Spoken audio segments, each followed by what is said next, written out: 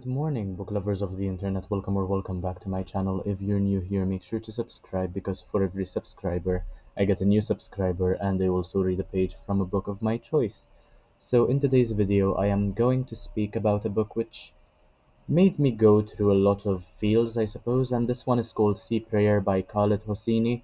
You can see the cover in the thumbnail, but I don't have a physical copy of the book because my lecturer at university sent me a PDF to read for one of our lectures, and I just finished it. Basically, I rated it 4 out of 5 stars, and it has about 40 pages. So I also wrote a review, but before reading my thoughts, I want to let you know what this book is mainly about, give you some context, and towards the very end, you can see that Sea Prayer was inspired by the story of Alan Kurdi, the 3-year-old Syrian refugee who drowned in the Mediterranean Sea trying to reach safety in Europe in September of 2015. In the year after Alan's death, 4,176 others died or went missing attempting similar journeys.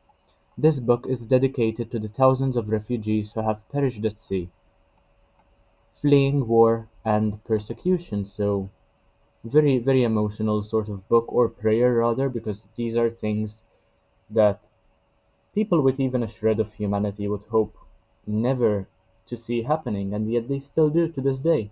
And my first thought was this, that much like so many pages left blank of words, because there are so many illustrations, because I think in this case illustrations convey the message even better than the words, even though the words are so heartfelt. So much like so many pages left blank of words, this left me quite speechless. I mean, I couldn't even say anything. It was just thought after thought. And yeah, I was left speechless. It was that impactful. And it's so sad to see what people fleeing persecution have to go through and how we are now living in similar times. And about 10 years ago, when we didn't have access to social media in about 2015, um, we had much less clue of the horrible things that were happening around the world because of we didn't have access to social media, and now that we do, we can see all the atrocious things that war tends to do and the consequences of it. And this was a very short and simple message, yet regardless an extremely powerful one, which still resonates today. And it also brings up the question of how timeless this sort of prayer, this sort of very short book is, because why can't we understand that this is a massive problem? Why can't we always strive for peace and try to reduce war or decrease it or eliminate it entirely? Why does greed have to why does greed have to be everywhere we go? And yeah, it's very hard for me to put this into words because it's more about the sentiment rather than about my thoughts in this case. And now these nightmares, war and people having to flee their countries, losing their homes, their families, hope, they are much more accessible, and my heart aches for what these refugees had to and still have to go through.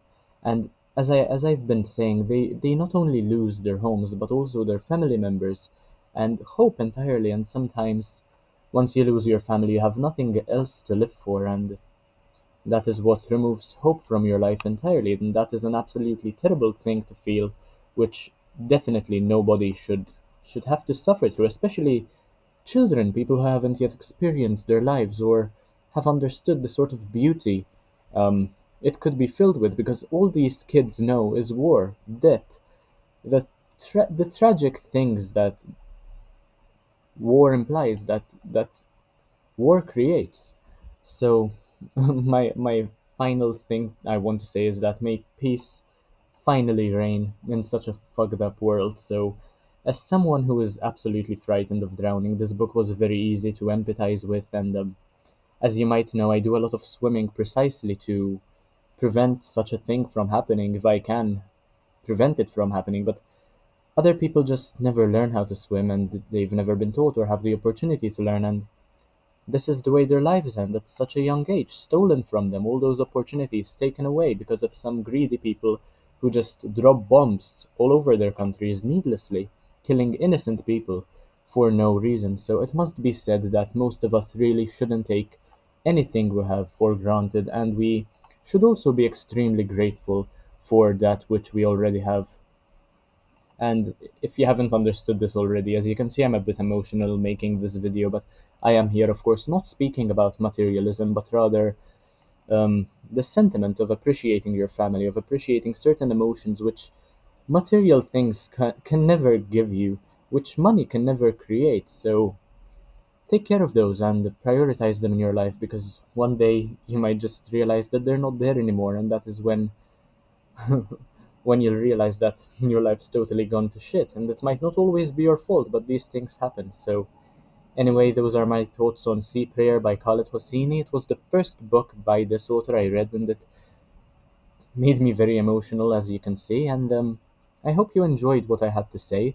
If you did, make sure to leave a comment, like, share, subscribe, the usual things to help my channel. And do let me know if you have any other recommendations regarding this sort of thing, because I'd like to educate myself more about what refugees go through, and how I can eventually bring peace to the world. That is something that I definitely strive for. So thank you for watching, and I'll see you in the next one, hopefully very, very soon. Bye, guys.